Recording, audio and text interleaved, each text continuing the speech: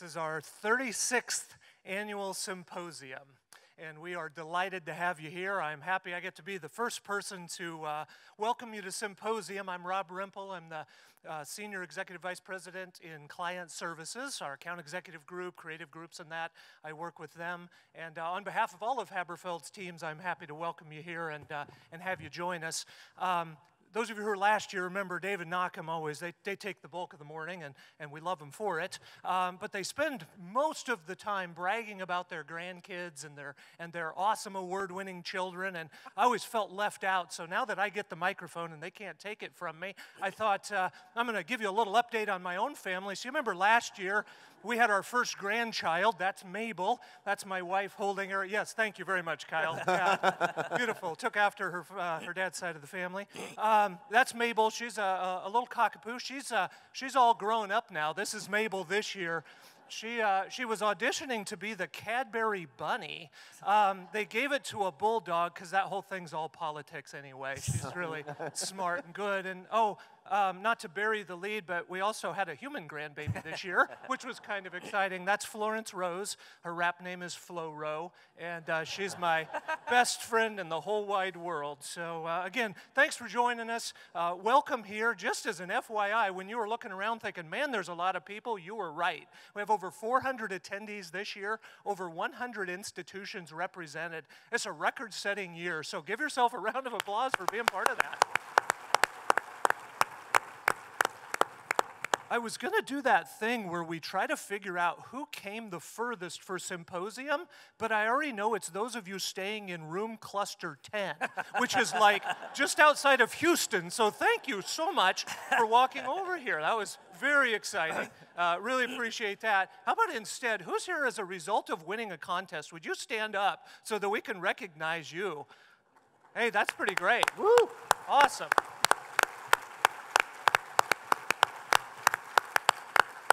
Very cool. Who's our first-time attendees? Tampa's your first shot at Symposium. Stand up. Yeah, thank you. Wow. Awesome. Wow. Hey, that's impressive. That's probably two-thirds. 70%. All right, and just to give equal time, fair and balanced, if you're a Symposium veteran, you should stand up too. Why not? Very good. Thank you. If you are like us from the Midwest, you haven't seen the sun in 7 months, and you spent too long at the pool yesterday, you don't need to stand up. I can see you glowing because of your sunburn. You just stay seated right there. Hey, I wanted to say thank you to our partners. RMS sponsored last night's reception on the 18th fairway, so would you thank RMS for that? We have a couple other partners join us. The CorePoint, Neil has a table set up in that hallway there outside of the breakout sessions, and he'll actually be joining us in one of our breakouts to talk about deposits for probably the first symposium in at least a dozen of them. Deposits matter again, and Neil's one of our partners who's got a great strategy that lines up really well with what we do with HPG, so you're going to want to take a little time to visit with him if you can. And then Bob Giltner's also joined us this morning and can answer your questions about overdraft and digital lending also. And so we appreciate them joining us. 10DOT is again working with us to coordinate this entire event. So the 10DOT team is wearing today, I think I saw them wearing, were they wearing gray shirts this morning? So you can hunt one of them down if you've got any questions about logistics and that. And Carla also obviously is helping us. So thanks to Carla and the 10DOT team. Again, if there's anything at all you need, stop by and ask. We are delighted to help you. In your packet is a bunch of stuff, the most important of which is this thing. Wi-Fi's free. There's your code. There's a little slip in there that tells you exactly how to get logged in if you're in this particular facility there. My guess is within the next 3 minutes that will be going down with 450 people all trying to log on at the same time. Maybe stagger it or something. That would be better.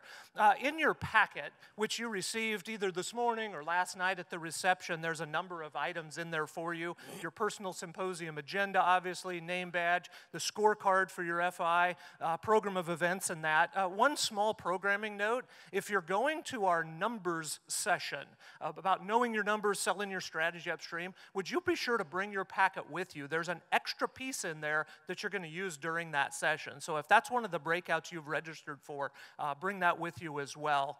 A couple other items, there's some flyers related to our academies. We'll talk about those a little bit later, but notice that those informational flyers are in your packet as well. And because we're Haberfeld and we like doing fun stuff, we're going to be having some drawings. And so at the end of the deal, and tomorrow afternoon after the awards session, we're giving away a couple of $250 Tommy Bahama gift cards. And all you have to do is stop by the help desk and drop your registration in there to be entered to win those. Also after the awards program, according to tradition, RMS will be doing some drawings for some gift giveaways. Now, the catch is this: you must be present to win any of these prizes. And if you're not here, it's going to be like the Kentucky Derby, and we're going to disqualify you and make fun of you and yell and boo and all kinds of things like that. So show up Thursday afternoon, get registered to win a prize. A couple other cool things. We have a +1 table set up, and Clint will be there in between sessions and that. Stop by the booth and get a demo of our +1 referral platform that helps coordinate all of those referral activities together. Watch a little bit of a demo, and we'll give you a $5 Amazon e-gift card just for stopping by and visiting with Clint. So would love it if you did that. Since you've now figured out the Wi-Fi, if you haven't yet, go ahead and download the Symposium app in your app store of choice.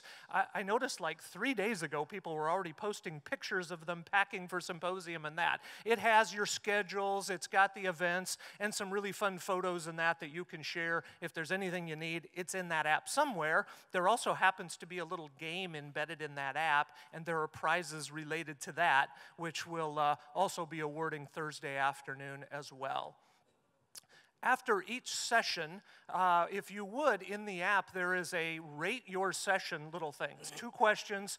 It helps us keep this thing on point and make sure that we're doing exactly what is good for you and providing the kind of content and material you need. So at the end of each of your breakouts and the general sessions, if you just take 2 seconds, go in there and click on 2 buttons in the app, that would be great.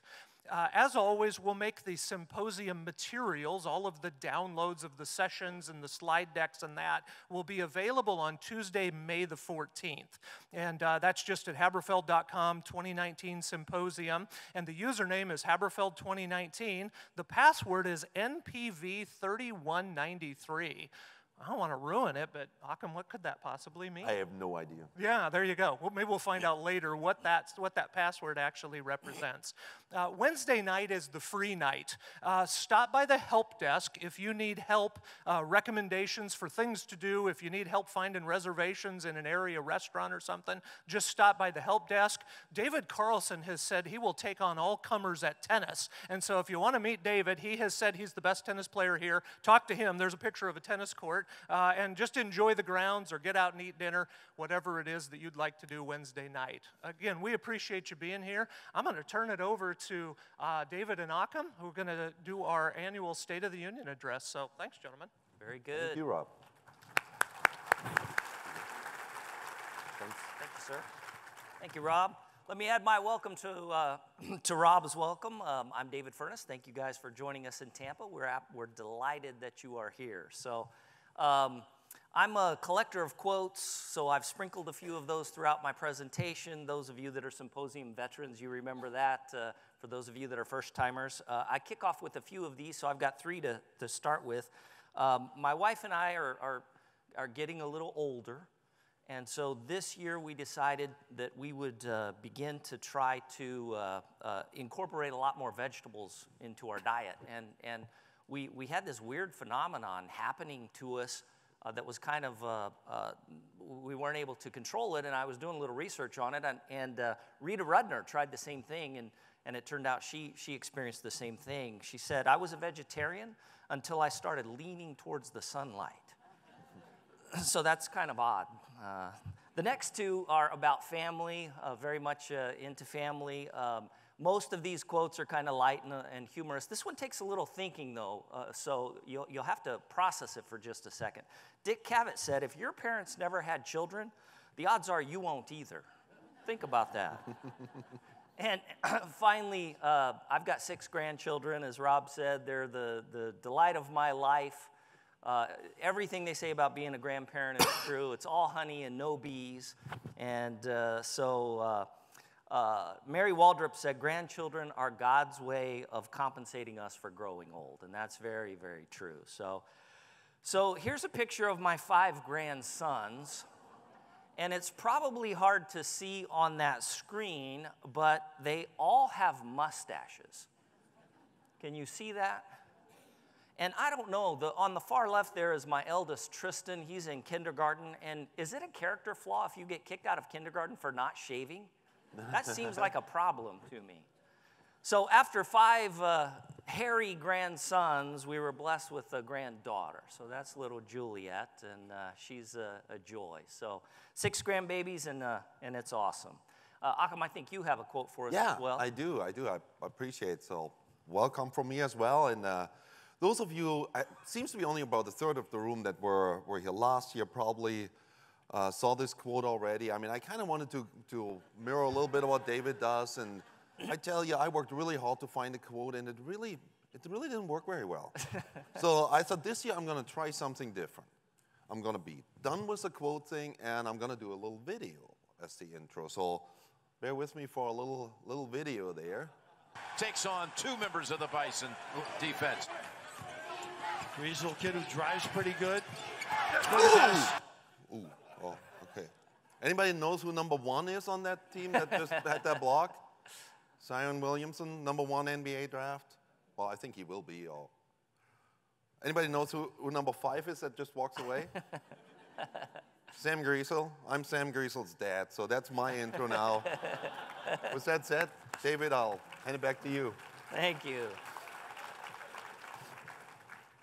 So what we'll do, I'll give you a little update about Haberfeld. I'll talk a little bit about the state of the industry as we see it at Haberfeld, and then Akam will do the fun stuff, all the new numbers and how you guys are doing as our client base. So a little bit about the company update.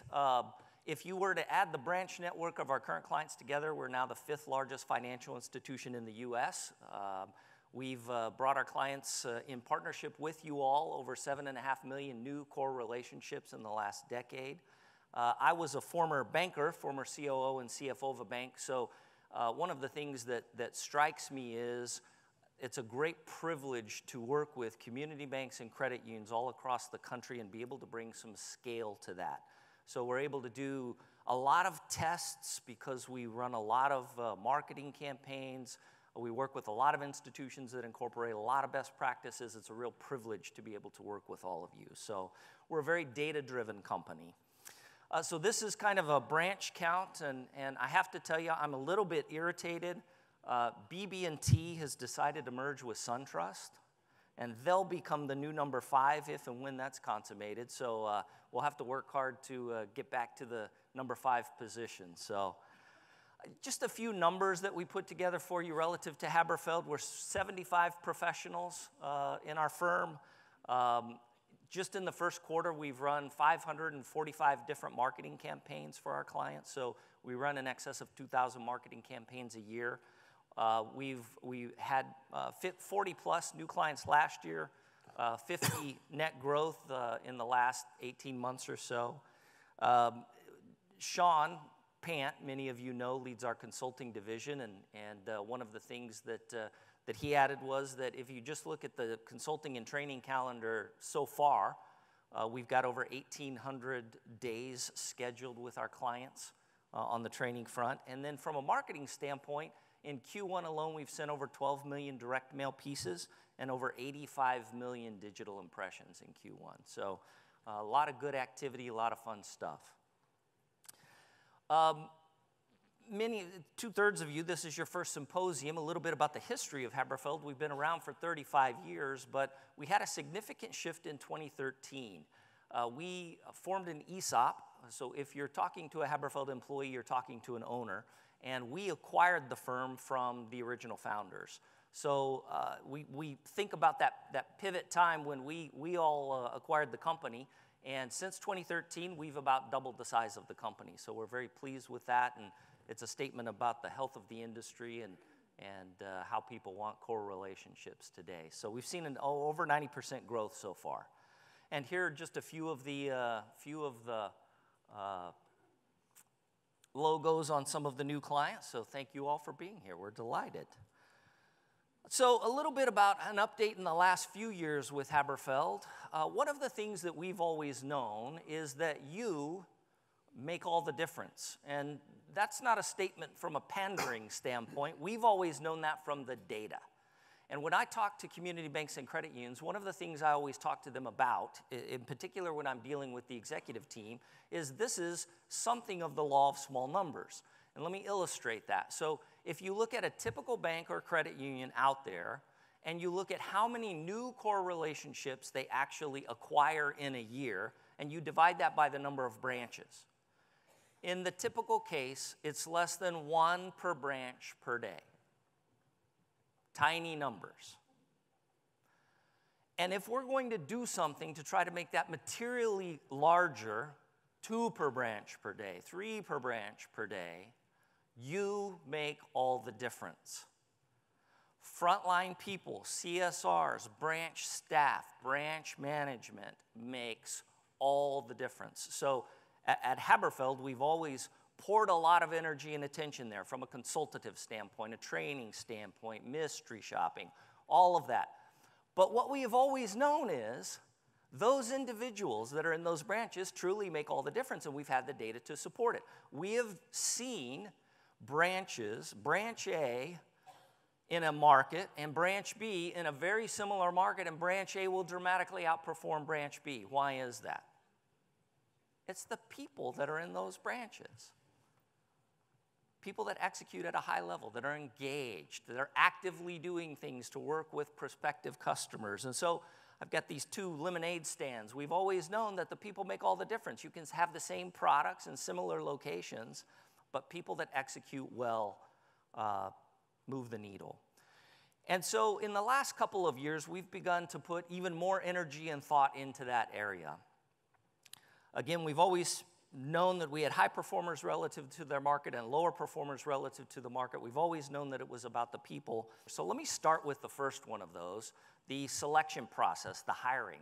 You know, if you think about that, we all think in terms of, hey, we don't want to make a bad hire. Bad hires are really costly, and absolutely that's true.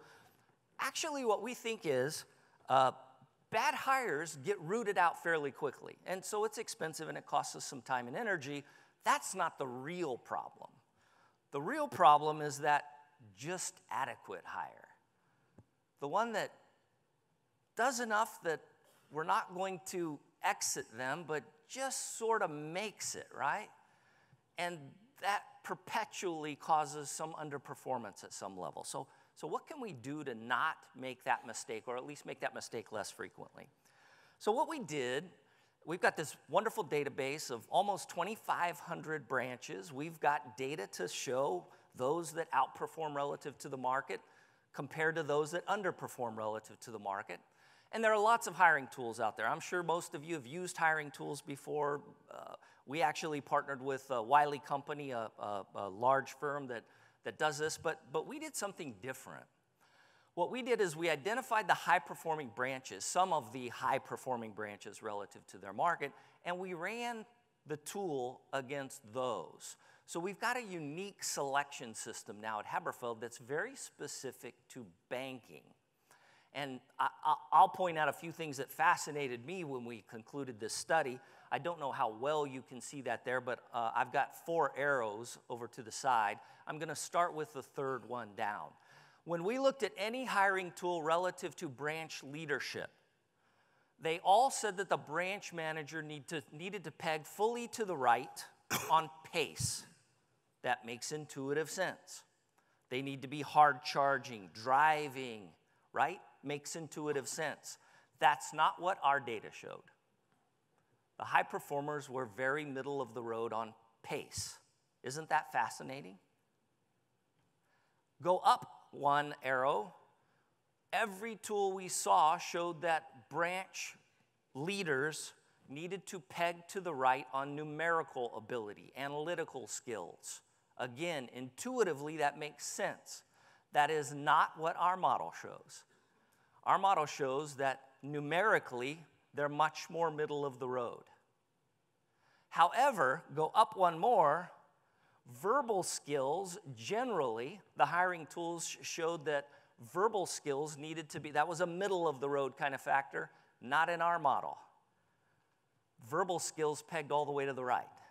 Really high-performing branch leaders could communicate effectively with their teams, much more than they were numerically strong.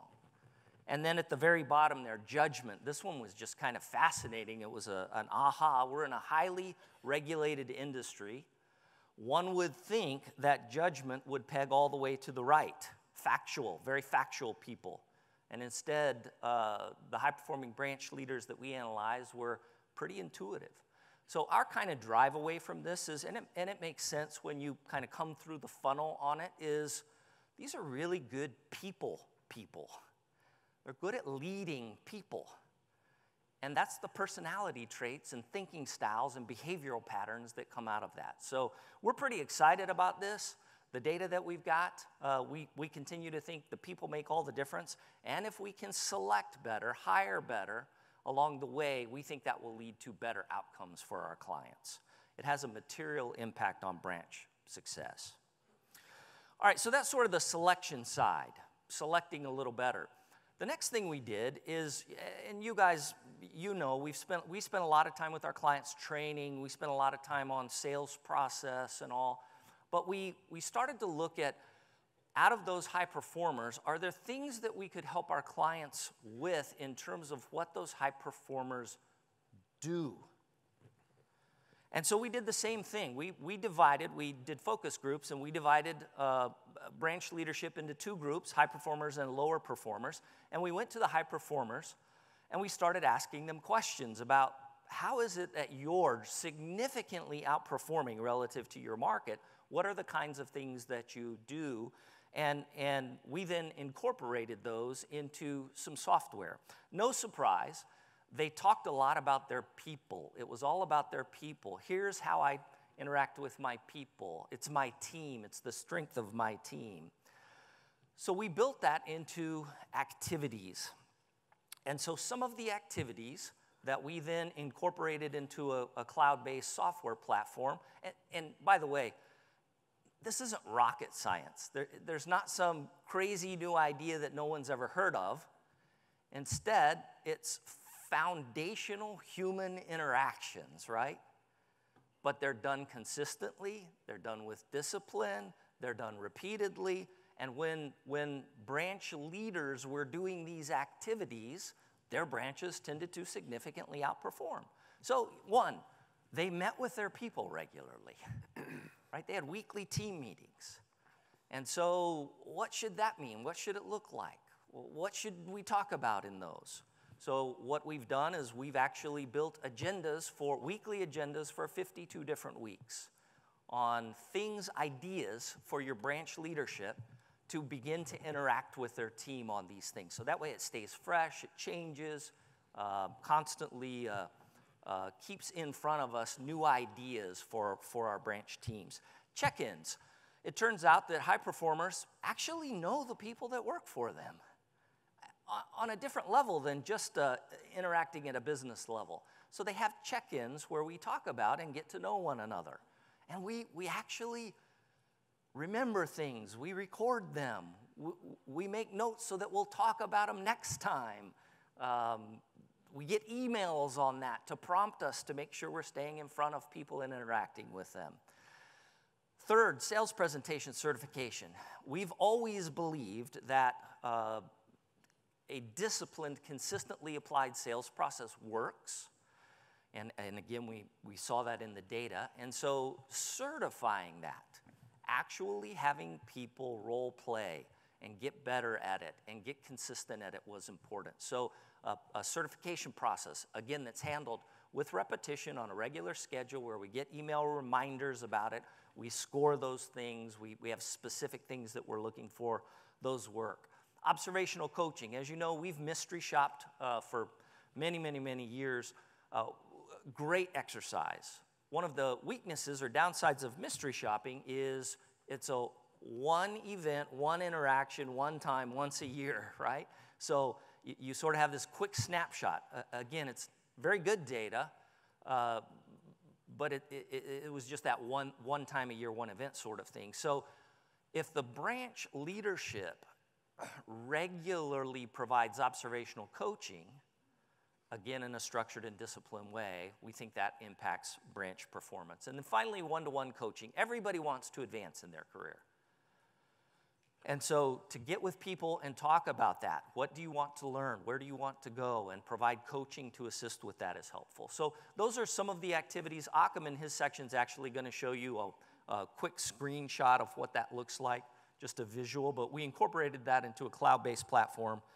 We now have, I think, 11 clients on it. Here's some of the sample meeting topics. I thought you might be interested in that. These are just a few of the 52 weekly topics. How to greet clients. How to actually stand up and shake their hand and acknowledge them, those kind of things. How to discuss our products and services. How to make a warm referral. Identifying business prospects. What sorts of questions should we be asking? Making clients feel significant. Telephone etiquette. So again, there are a lot of these. Those are just a few of them that are incorporated into the platform. We've got 11 clients on it now. We have more than 2,000 team leaders and team members that are in the platform at this point. And we've had more than 25,000 activities conducted to date. So we're pretty excited about Cultivate. Again, these two new areas that we're really putting a lot of energy in, all around how we deal with our teams. We think that's a significant, it will significantly impact our organizations. All right, let me move to a couple of other areas from an outreach standpoint. As you know, we do a lot of marketing on your behalf to bring in new core relationships. We forever have recommended a tell-a-friend system, a referral system. Again, the stats there are fascinating. I tell executive teams all the time that the math on this is really weird. 98% of your customers or members won't play the game, 2% will, but those 2% will make all the difference in the world. So if you engage in that, the referral side, it can significantly impact your core relationship growth strategy. So we probably 5 years ago now, about 5 years ago, that was one of the areas where we decided we could employ some technology. We had always recommended this kind of buck slip, paper-based referral system. That's still a significant part, but we also created a software application that would allow for tracking of those referrals and for referrals to be made electronically that we call Plus One. We now have over 80 clients on the Plus One platform, so we're pleased about that. Probably 4 years ago, we started a big data effort. We incorporated mobile device data as part of our selection criteria. We call it Mobile Predict. So we've always known where neighborhoods were micro markets that were ripe for you to target based on where people lived. By incorporating Mobile Predict data, GPS-enabled device data, we're now able to see where there are neighborhoods where a disproportionately high percentage of those people might be driving around your location, shopping around your locations, that kind of thing. So that's assisted us in the targeting side. And then we deploy all of that in digital marketing now. And that's an area where we're continuing to make investments, is on the digital marketing front. So you'll see new stuff coming in a future symposia there as we continue to expand the digital marketing outreach. So a little bit about how I think about Haberfeld and what we are and what we aren't. We're a very numbers-driven company at our core. In fact, when someone asks me to kind of distill what Haberfeld is at its core, I always tell them we're a data analytics company. We just go where we crunch a lot of data, we get a lot of data, we try to make recommendations and take action based on the data. We're a marketing company, but we're a weird marketing company. Something that we did a couple of years ago is we decided we wanted to rebrand. You would think someone might come to us to rebrand. We would have been a terrible choice for that. That's not who we are or what we do. We do marketing in this one niche, new customer, new member, core customer acquisition. That's where we play from a marketing standpoint. If you need brand marketing, we're not that for you. We don't know how to do that. We know how to do this one thing. We're a consulting firm, again, though, not very broad. We go deep instead in this one specific area of core customer acquisition. And what we are is very much integrated into our culture is about tracking and results. I have a saying, accountability is freedom. And when we know the numbers and we know expectations and we have targets and then we're able to go hit those, everybody knows how to play the game and how we score and win. And so we're very results focused. What we're not a product company. There are companies out there that will tell you, look, here's the product set that you need and that will solve all your problems. That's not how we think. Product is a part of success, but only a part. We're not an ad agency, I made that point, and we're not a general consulting firm. We kind of go deep in this one area. Now, one thing we are is passionate. And I like that. I hope that comes across to you. We're very passionate about what we do.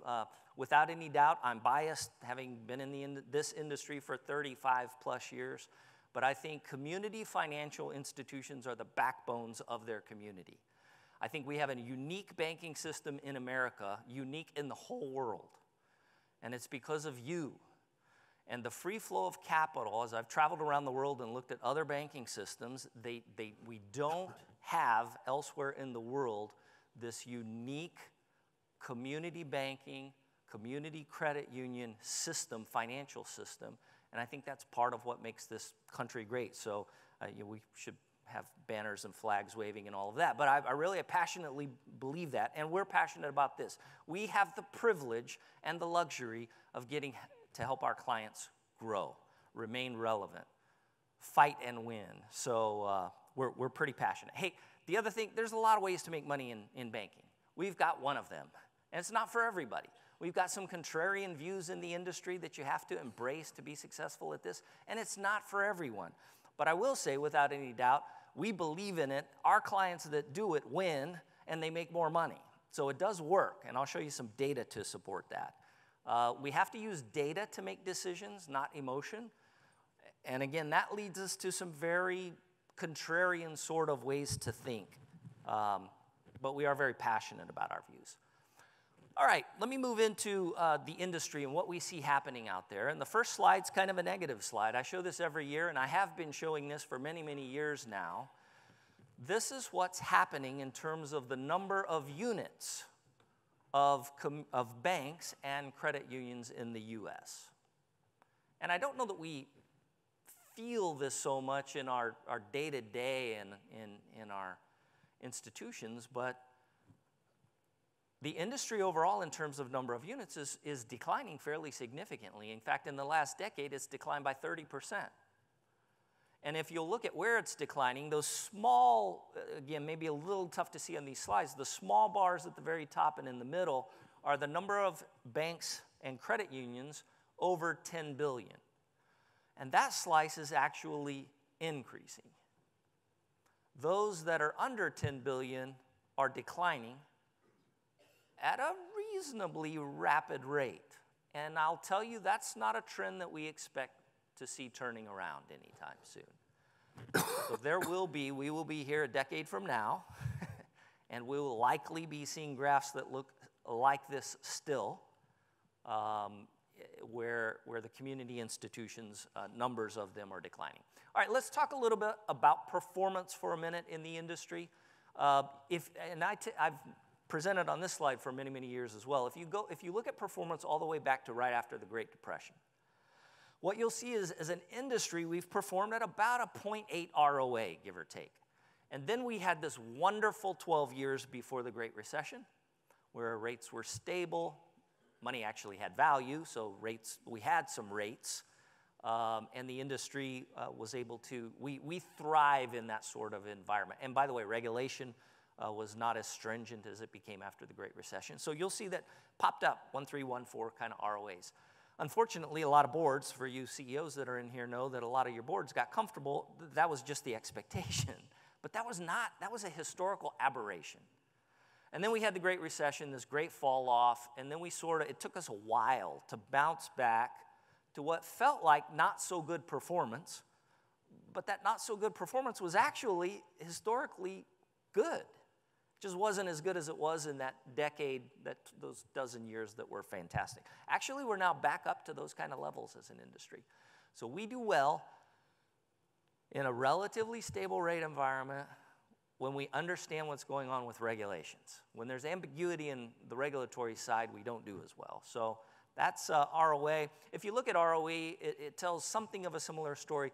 The difference is, as an industry, we're holding on to more capital now.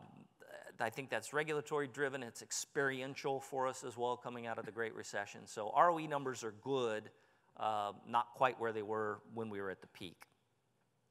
All right, this is, if you just look at the top 30 financial institutions and you look at market share. So look back on this graph to 2009, 10, 11, where everyone, you'll remember, every night on the news there was somebody railing against the big banks, right? And what happened to their market share during that time? It increased. It didn't decrease, it increased. The top 30 financial institutions in the US alone own over 60% right at 60% of the domestic deposits in this country. Now, I don't know that it's much good news, but if you'll notice the last 2 years, that trend has reversed a little bit. And so the bigs have a lot of advantages. They've got better convenience, more locations, much bigger marketing budget, a perception of much better technology, a perception of a broader product set, all of those things that we're at a disadvantage of, and we've got to, it's a knife fight for core customers. And we've got to overcome all of those things and win. We can't miss any opportunities if we're going to do that. So I love this. The bigs have 60%. Sir Andrew Cunningham said, we're so outnumbered, there's only one thing we can do, we must attack. That's what we have to do too. That has to be our mindset. We're outnumbered, but we must attack. Okay, loan to deposit ratios, good news here, continuing to go up. Helpful to us as an industry. That at some level translates to net interest margin. So net interest margins continue to climb. We're now, as an industry, if you look at institutions under $10 billion at 376, not back to the, when I started 35 years ago, sat down with the CEO and COO and started to learn about how to think about this, and the number used to be 4. We needed a 4% net interest margin. Not back to that, but climbing and getting healthier. Now, interestingly enough, I'm going to show you a couple of slides that we just need to process and think through. So in a rising rate environment, we're obviously able to reprice our assets, our loan portfolios up, hopefully. But the other side is impacted as well, as you know. So this is cost of funds. So I'm going to go back a slide. The net of all of this is increasing. But cost of funds are also increasing, the expense side of this equation, and increasing as an industry rather rapidly. In just the last year, cost of funds increased by 50%. So that's something that all of you are dealing with and thinking about. And it's going to get worse. And so we went back and looked at a study. If you look at the last cycle that we had, prior to this one, where we were in a rising rate environment, this graphic overlays the increase in the Fed funds rate in a given period of time compared to cost of funds for the industry. And so, no surprise, as an industry in a rising rate environment, our expense side of the equation lags. That's what this says. So when rates went up, when the Fed funds went up 125 basis points, in that cycle, in that period of time, the industry's cost of funds only increased 17%. So it takes a little while, is my point, for our cost of funds to sort of catch up. Now, when you look 2 years later, the industry actually, the cost of funds actually eclipsed, on a lagging basis, it actually eclipsed the Fed funds rates increases. And so when we overlay that, when we looked at this study and overlaid that against this current rising rate environment, the same thing is happening. So my point is, your cost of funds as an industry, not amongst Haberfeld clients, but as an industry, cost of funds increased 50% in the last year. We still haven't caught up to just what the market's doing. We're lagging that. And so even without any further increases, industry cost of funds are still going up, and they're still going to go up at a fairly decent clip. So again, we think core customers, stable deposits, low cost of funds that come along with those are really important. We think it's a strategically important thing in any environment, in any cycle, but we think in particular now it's very important. Fee income, let's turn to fee income and look at the trends in the industry. It is primarily driven for community institutions by overdraft and interchange income. A decade ago, basically 80 cents out of every dollar of it came from one source, overdraft income. That's much more diversified today. It's roughly 60-40. The good news this is our 35th symposium, 36th. But who's counting? 36th symposium. So we went through, 8 of these where we were talking about showing you slides how in the industry this was declining. And the last couple of years, we've been able to show you that it's actually increasing. And it increased by $16 per core relationship. That's the biggest increase in a decade. So that's good. It's also good that it's diversifying as a revenue stream. It's up for the 3rd year in a row. Now, we did a little analysis. As many of you know, institutions with over $1 billion in assets were required to report this on their call report. And so the median change in overdraft income for 2018 versus 2017 was an increase of 4.1% industry-wide. And if you look at the Haberfeld clients' rate that are over $1 billion and their increase, it's basically twice that. And that makes sense, right? You have more customers, you get more fee income that comes along the way. They do what they do, and you get more fee income. So we try to quantify that a little bit. So we looked at, in 2018, our clients with over $1 billion in assets, their fee income, when you divide it by the number of branches, was about $96,000. And non-Haberfeld clients, it was about $54,000. So not quite half that. So again, we've always believed this at our core. Occam's going to talk more about this. More customers, more members are a really, really good thing. So for a typical Haberfeld client over $1 billion, that represents an excess of $1 million a year in fee income. That's the delta. Significant. So this is one of those what it could have been slides. If you go back to 2008 and you look at fee income and use that as kind of a pivot point and what happened, the green bar represents what happened amongst Haberfeld clients.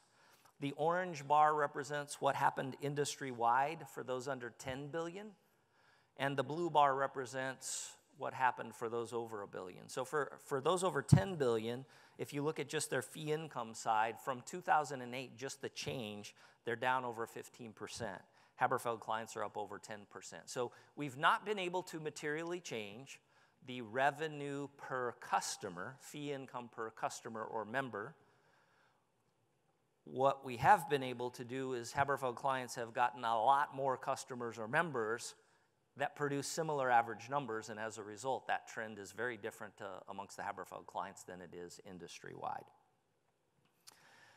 Likewise, if you look at deposit trends, this is no surprise to us. The entire industry grew 4.6%.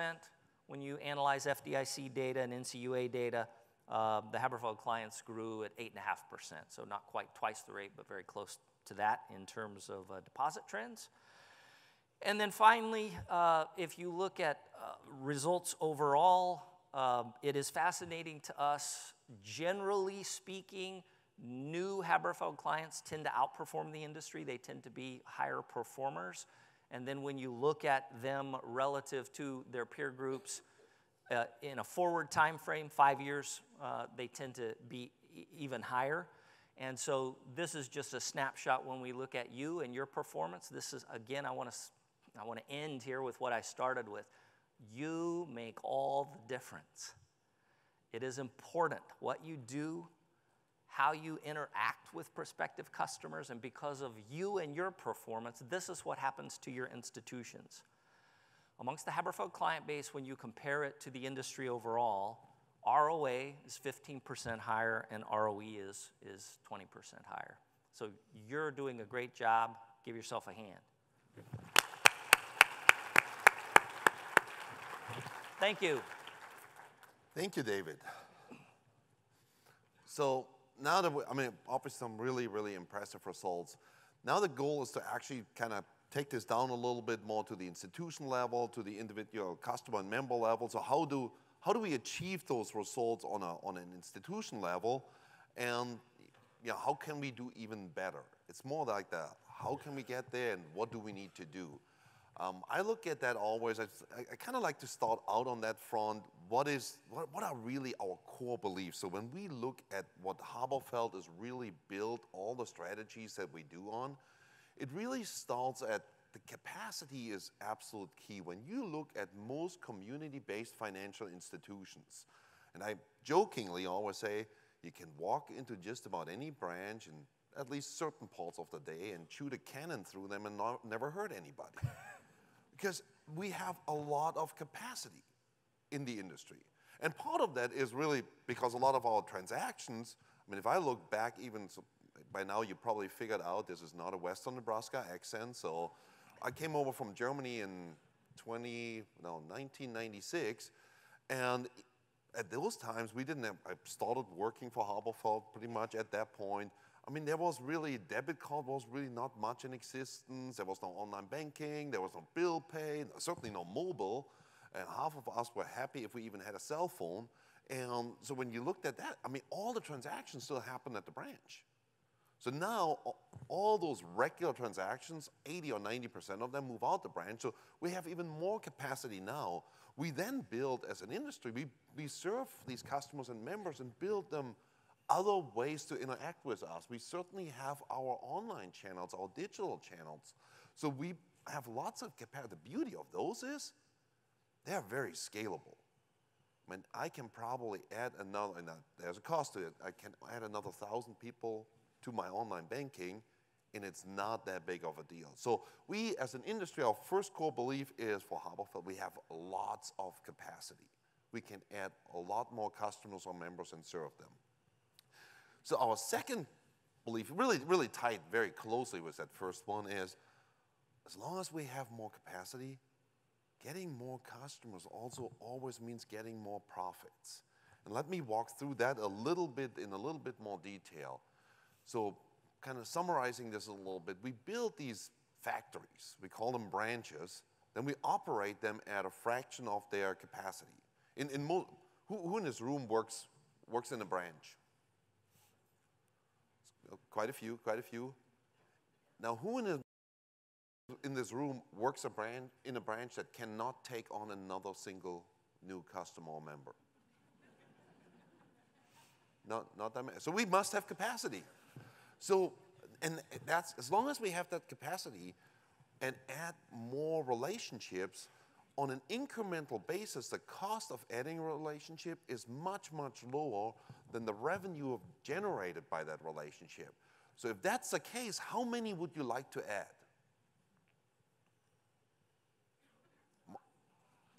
I'm okay if this is interactive. So. As many as you can, yeah, absolutely. We want to be able to add as many as we can.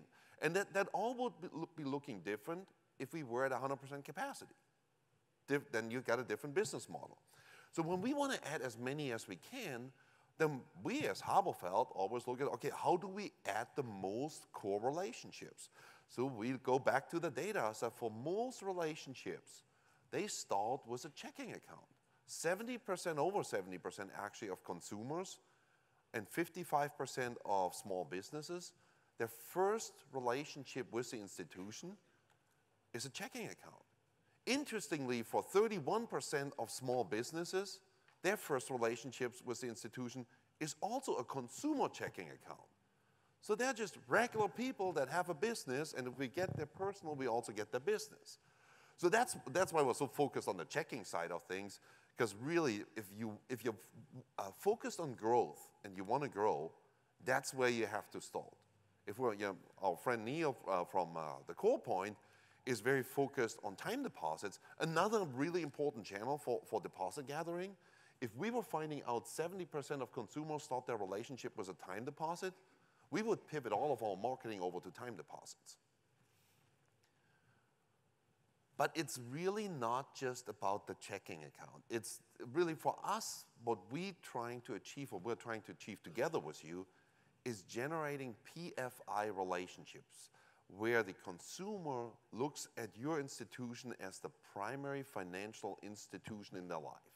Generally what that means, it's a simple question really. If we walk out on the street and ask somebody, where do you bank? And they will tell us generally where their primary operating checking account is, because that's who they think of as their bank. And that's also who they think of if I now need a mortgage, if I need a loan, if I have extra money, I have, want to make other deposits. That's the first institution that I think of. So when I have that checking account that gives me the entry to the PFI relationship, I have I get the right of first refusal for all their other products and services. So that's why we actually focus on that checking account for build it as the beachhead to more relationships. And I would even take one further step back to generate that PFI status. We actually got to start before that consumer or small business ever comes across our doorstep. We actually got to, when we, my scenario where we ask one question, where do you bank? And they'll tell us where the operating checking account is. We would go to that same person and ask them another question. If this institution would tick you off, where would you go? And they generally will think about it for a minute and say, XYZ institution. So at that point, even if they're still engaged with their primary financial institution, they already know where they would go if they would switch. So that's really where the development of the PFI relationship starts, and I go back to that actually in a little bit later. When we look what a PFI relationship looks like, we look at that both on the cost and the revenue side. So if I was going to move to Tampa, Florida, considering the humidity here, I don't think that will happen, but if I was going to move to Tampa, Florida tomorrow, you know what, would bank somewhere here, would open a checking account, this would probably be something what the cost looks like. I may want a paper statement, so it's $12 a month. I want to use probably some of the services. I definitely would have a debit card. I definitely would use bill pay. So some cost associated to that. You got to get me on your core processing system. All of that has some cost associated with it.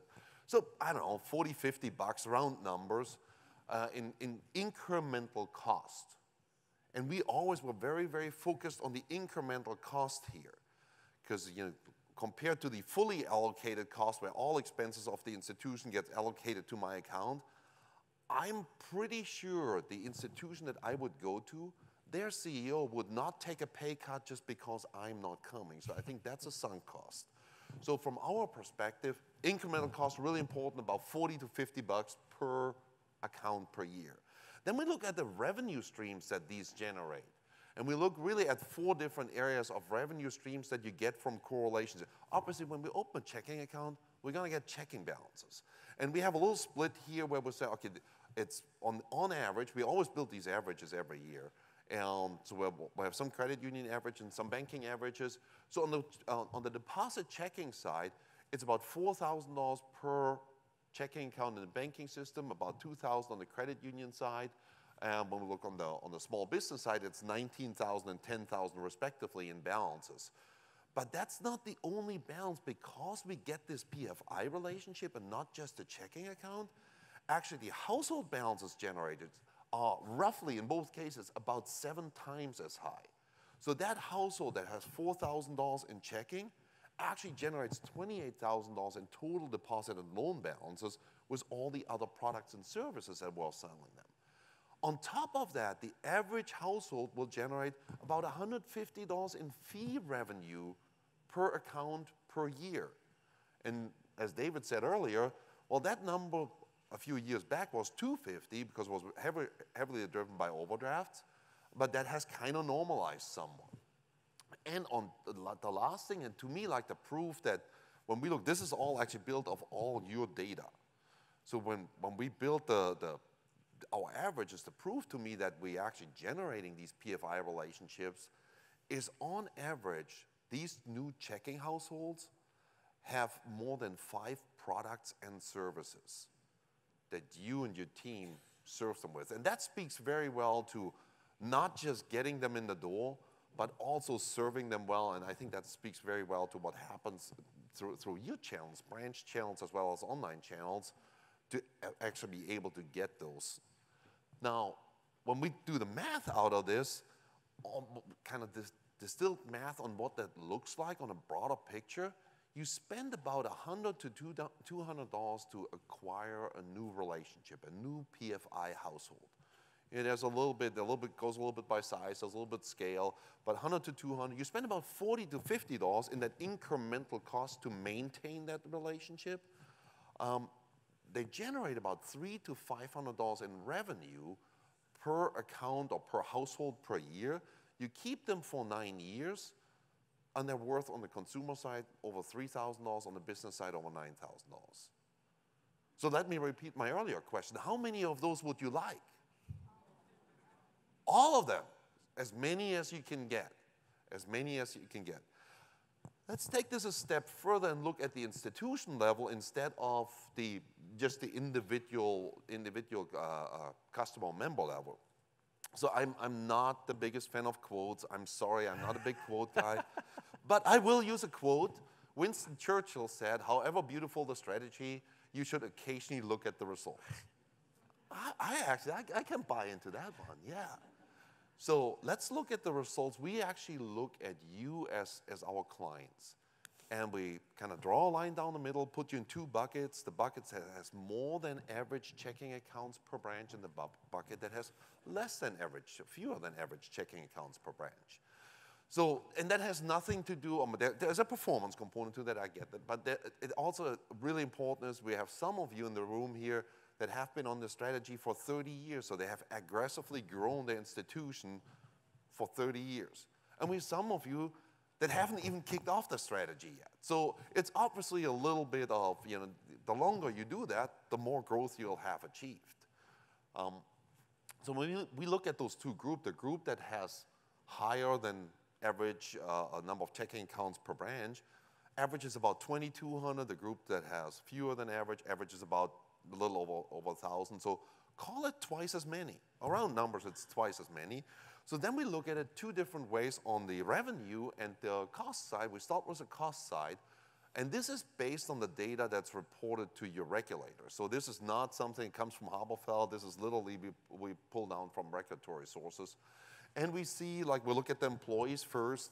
When you have twice as many customers that you serve at a branch, you're probably going to have a few more employees. So about 11 or about 15 instead of 11, so 4.1 more, technically speaking, employees per branch. Payroll, $300,000 more in payroll. Premises and building, a little extra expense. On other interest expense, which in this form, but you probably and when you gain more relationships, you probably also market a little bit more aggressively. So you invest a little bit more money in gaining these relationships. So overall, that comes out to about, round numbers, again, $500,000 in incremental expense for having twice as many customers or members per branch. So then we look at that from the revenue side of things. So we look basically just at a really high level at net interest income and non-interest income. And we see about $860,000 in incremental income per branch. When we're combining those 2, it's about a net impact of $330,000 in incremental net income per branch. Now, I think that actually the group in this room, a lot of the group in this room, really controls in the long term, not just this minute, but in the long term, if you're going to be in group 1 or group 2. Because you are the one that has the most impact in growing your financial institution. So which one would you rather be in? These are easy questions. 2? Okay, we'll go with 2. So, but that said, you as an entire group have continue to do very well. So we look actually what has happened from a core customer, core relationship, PFI relationship acquisition standpoint, how you have done. You as an average, every year, year end, we collect all this data and we look, how many new checking accounts did you generate?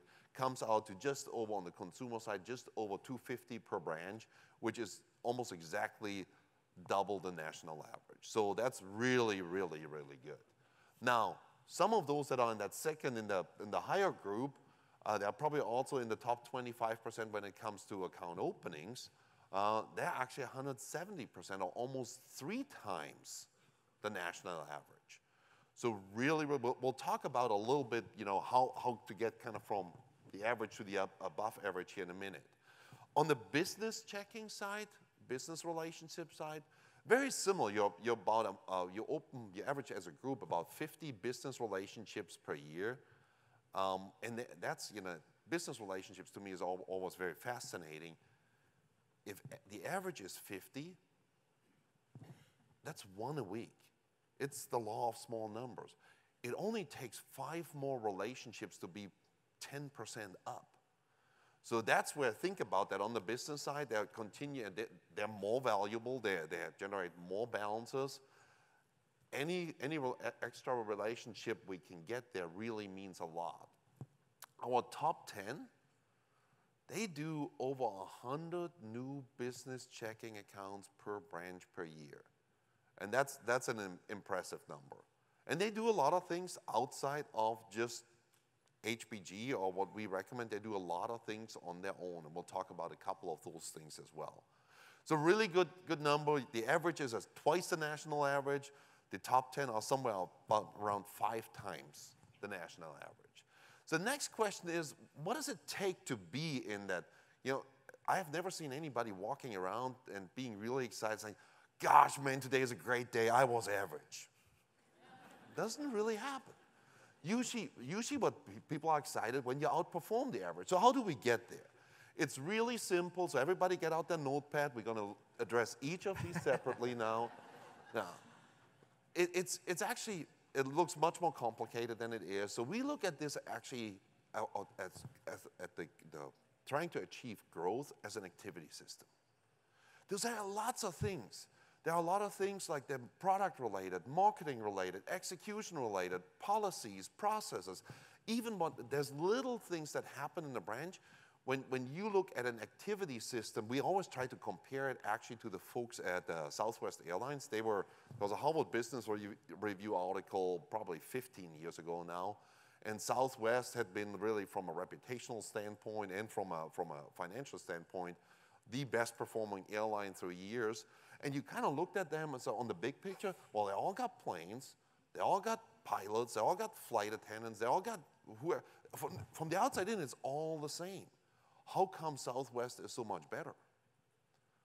Well, one thing that I realized at some point, I overheard like a Southwest baggage handler talk to a United baggage handler, and that Southwest person looked at the United person and said, every day we're kicking your ass. You know what? That's why they're so much better. They're passionate. They believe it. So, but we do want to break this down just a little bit. So we really look at that when it comes to exceeding here. We look at 3 key areas. The first one is the setup. When you guys started, all of you, most of you, have started already working with us. So we come in, we work together on your products, your policies, we train, we look at the sales process, all of these. To me, these are all things we need to do to position ourselves really, really well for growth. David Carlson from our team always says, well, it's like when you have a party at your house. The setup part is you're going to clean your house before you send out the invitations. That's the setup part. So, and we have all done that. Now, it was really interesting to me, Kyle from Astor. Kyle, we talked last night, And you guys have been a client for a decade. And he said, I think maybe we need to relook at that again, because it's been 10 years, maybe something crept in there, maybe we now have some products or policies that are not the right ones. Plus, of the people that we did this with, only 25% or maybe even less are actually even still here. So always think about this, even on the setup side, it's a little bit more like you're done, it's checked off. But the longer you're on this strategy, the more think about, wow, well, maybe we need to be redoing this a little bit. So we're always happy to help you with that. The second part is obviously the outreach. I'll talk a little bit about the outreach. And from my perspective, when we talk about outreach, it's all about trying to gain new relationships. So to me, it starts actually, if we want to gain a new relationship, most likely somebody has to lose it. So why do people leave other institutions is really, in my mind, the first step to all of this. And from my perspective, I would say, this is a financial brand study, I think that Novantas did. And I like it because it categorizes things into buckets. And you look at it, people leave institutions because experience, because products and fees, and because of convenience. Those are the three major buckets. I think on the flip side of that, to understand that, hey, those first two buckets are really a lot in your control to keep your relationships, but there's still some things that is out of control on your side. But when they leave other institutions, that's normally why they'll leave: experience and product and fee-related issues. So then we look at the next study. This one is from Salesforce. And it was actually really interesting. I'm going to dive into item number 3 here a little bit more.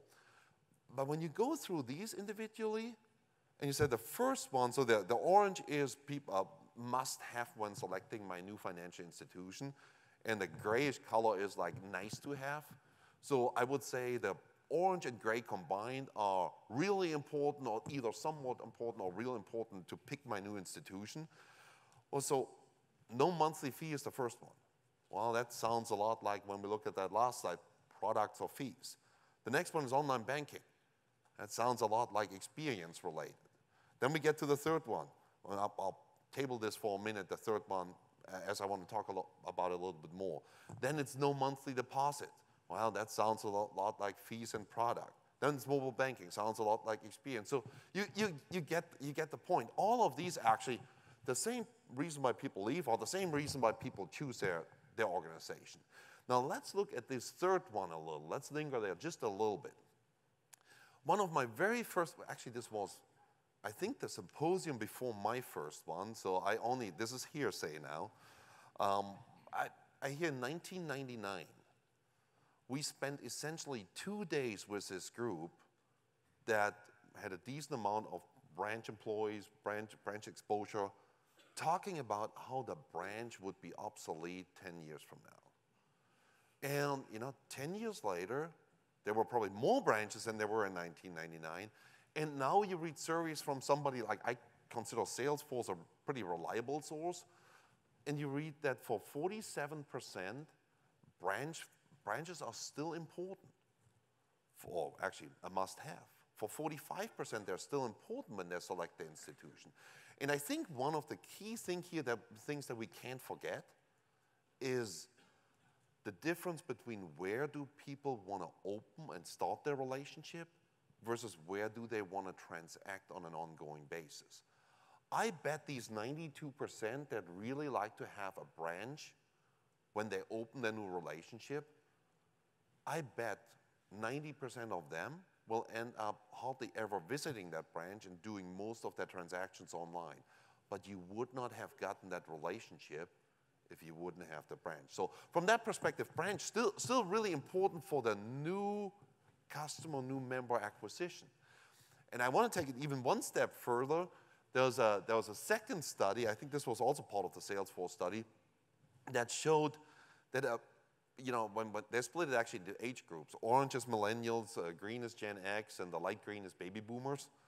And it was actually more important, that physical location was more important for millennials, which is really not what we would expect. And we got to make sure that we don't kind of fall in a trap of stereotypes. Like, oh, none of the young people ever want to see anybody. Well, I don't know that that is true. I mean, there's plenty of studies out there that they are actually, it kind of goes a little bit the other way, that they like to see people.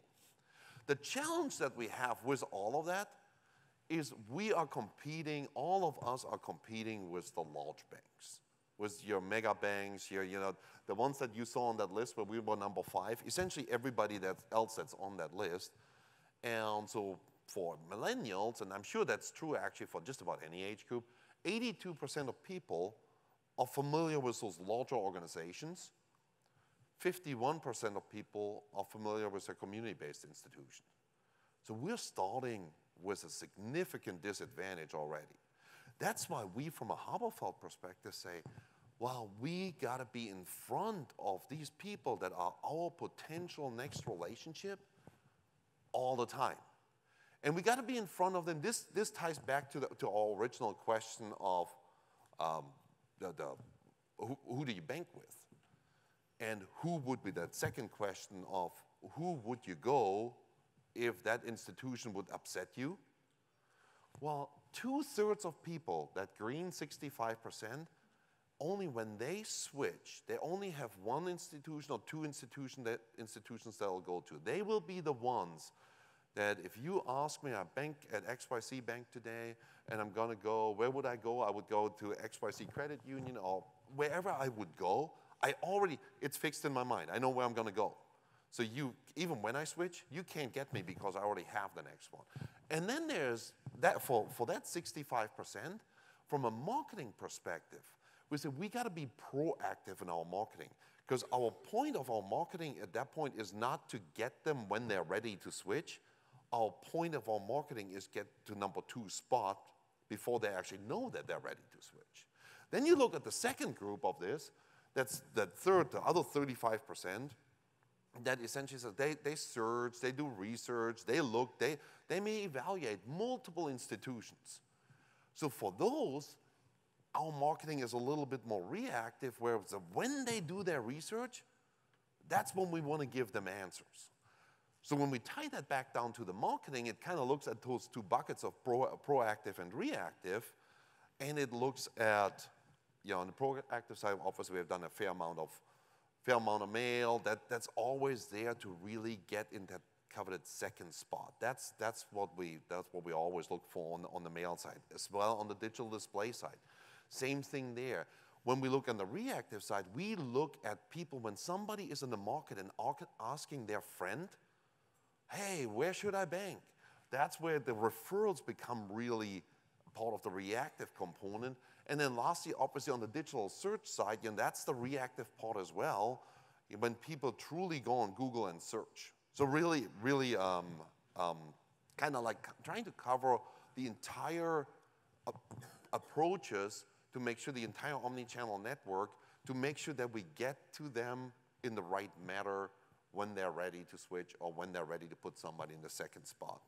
Just a couple examples that most of you have seen a decent amount of our digital. So that's kind of where we're on our digital display journey right now. We'll do a decent amount of animated ads. So we're always going to continue and test there. We'll have Sean Wagner, actually at the marketing session, will have a lot more information on our marketing and digital marketing. One thing we always want to do, we always want to test.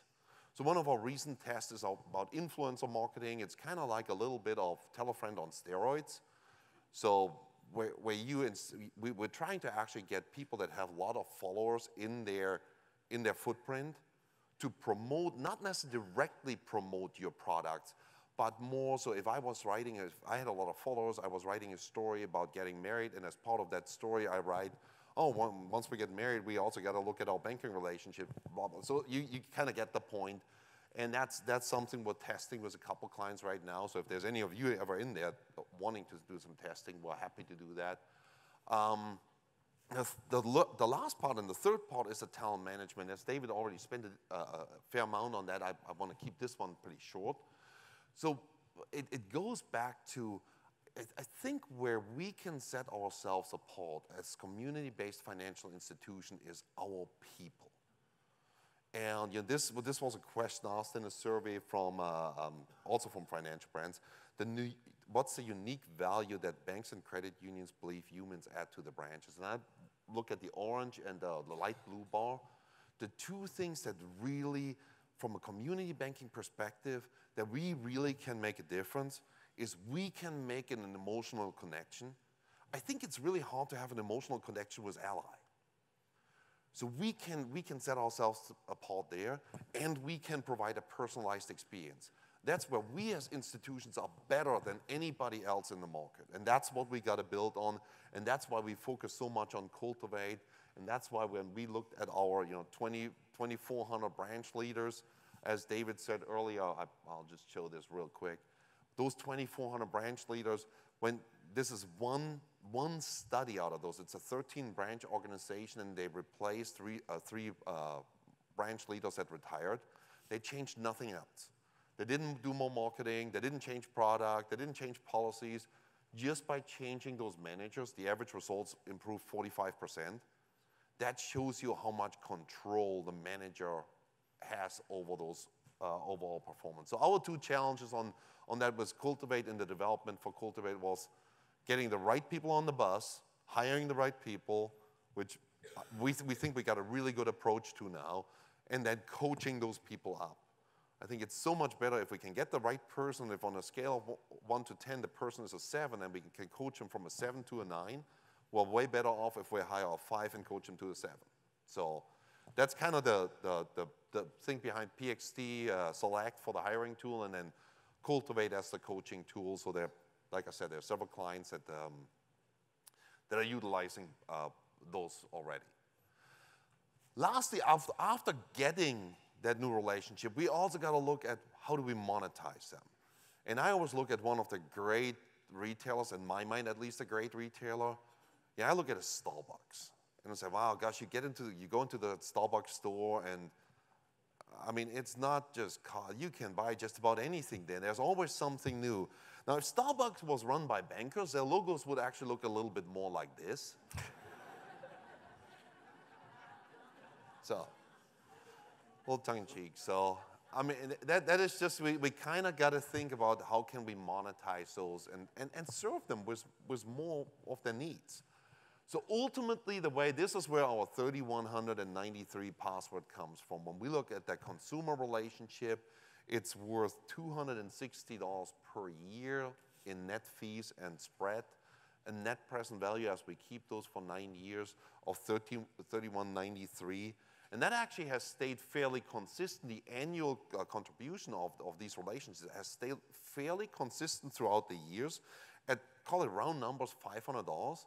There was a little peak about a little more than a decade ago, when NSF and overdraft revenues really kind of got out of whack.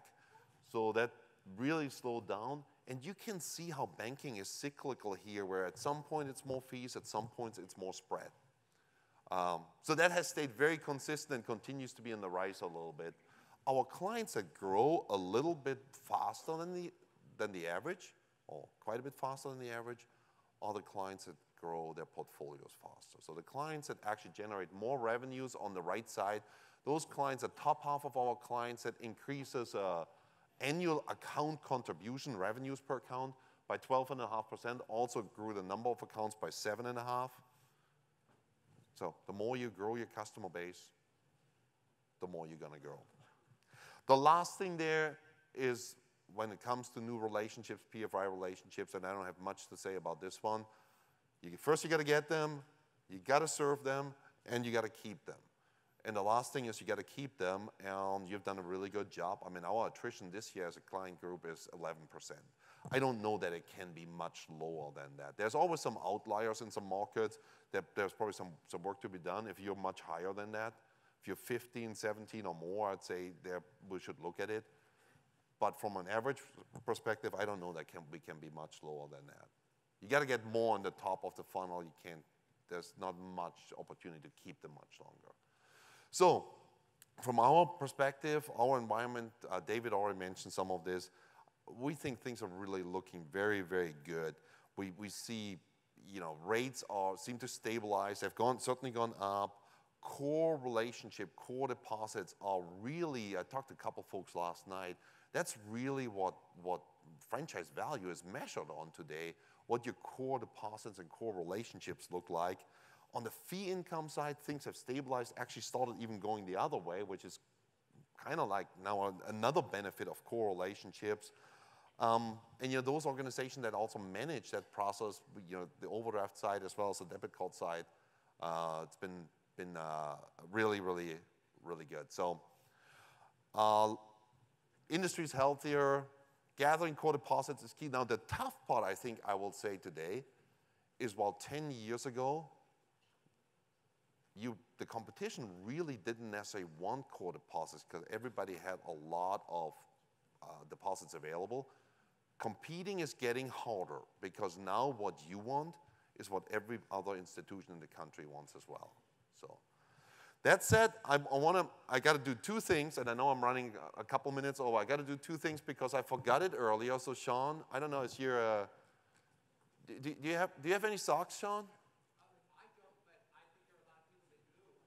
Very good. So David talked a little bit about Mobile Predict and how we integrated that to our way of generating foot traffic.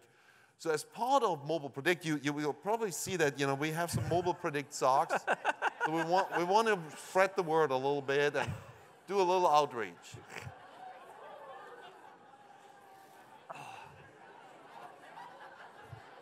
Totally forgot that. Huh? That was supposed to be way earlier. Totally forgot it. Okay, one more thing on that. As I showed you that video earlier, I felt kind of poorly and felt bad about showing you a video where my son gets swatted by Scion flying in out of nowhere. And I wanted to show you that you can win against the big guys. So I have one more video to show you, and then Rob will close us out here. Yeah, but they can beat you with twos. Nice cut again, a good look. And that is a fine shot by Griesel.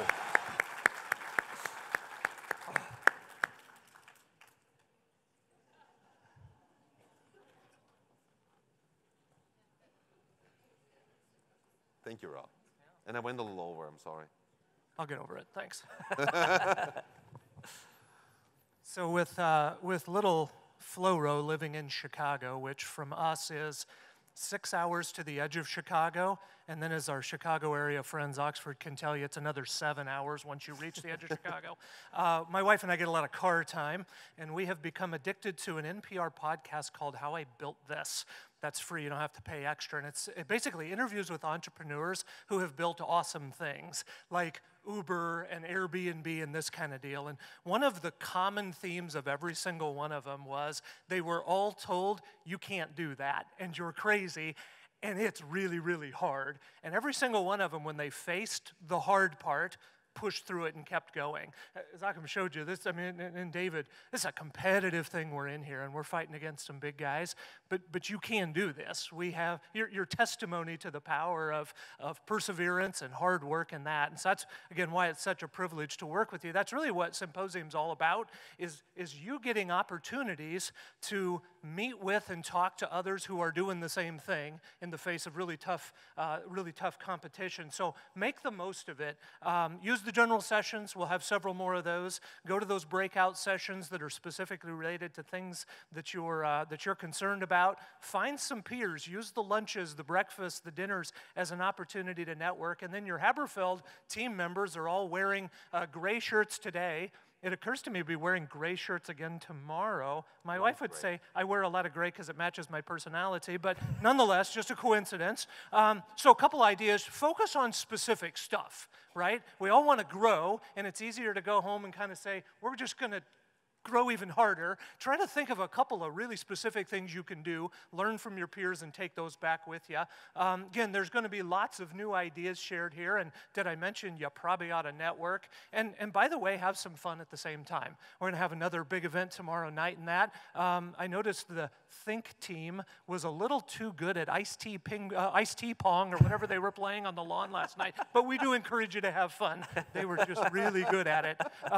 There's some more resources I wanted wanted to mention, and again, they're in your packet, so I won't go into a lot of details. We're doing several academies, which are really chances for smaller groups like this, but much smaller, to come together and share ideas and learn at a level that even extends beyond just this strategy. So our Marketing Academy in July, our Executive Symposium will be in San Francisco in September, Sales Academy will be in October, and then our Manager Academy in October as well.